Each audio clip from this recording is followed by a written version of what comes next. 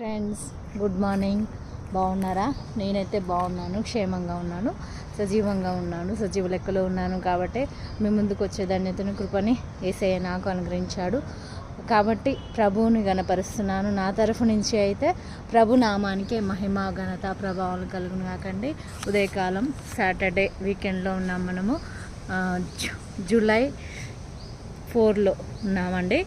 కాబట్టి ఈ నెలలో కూడా మనం క్షేమంగా ఉండాలి అని అయితే కోరుకుందాము. అలా కోరుకునే వాళ్ళు ఆమెనని చెప్పండి.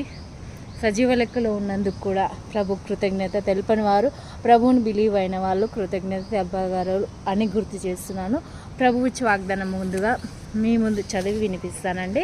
యెహోవా యందు నమ్మిక ఉంచు వానిని కృప ఆవరించును. ఈరోజు ప్రభువు మరి నాకు అనుగ్రహించిన వాగ్దానం అండి, నేను స్వీకరిస్తున్నాను. మరి మీకును ప్రభు ఇచ్చిన వాగ్దానం స్వీకరించే హృదయస్థులై ఉన్నట్లయితే స్వీకరించగలరు. మీ హృదయంలో భద్రపరుచుకొని దినమంతా, ఈ నెల అంతా కాపాడాలి ప్రభు అని వేడుకుందాము. ప్రార్థించే భారం ప్రతి ఒక్కరిపై ఉన్నట్లయితే వీడియో చూస్తున్న వారు ఎవరైనా ఇతరుల కోసం, ఇతరుల క్షేమం కోసము ప్రార్థించాలి అనే తత్వము కలిగిన వారు ఉన్నట్లయితే ప్రార్థించగలరు.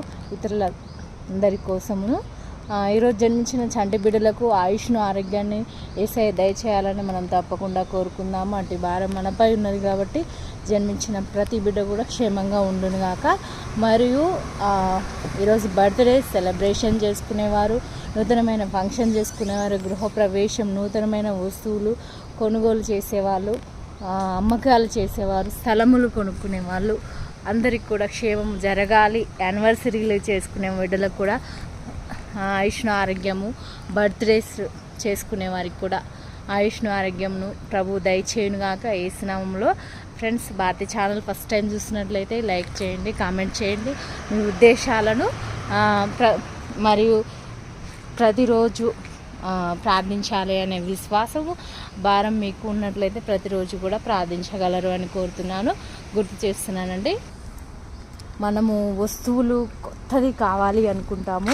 ఏ వస్తువు అయినా, మనం వేసుకునే డ్రెస్ అయినా, ఏదైనా వస్తువులు అనేది కొత్తది, వాహనాలైనా, గృహాలైనా, ఎనీ ఫర్నిచర్, ఏదైనా సరే కొత్తది కావాలనుకుంటాము. అలాగని మనుషుల్ని కావాలని అనుకోవద్దు.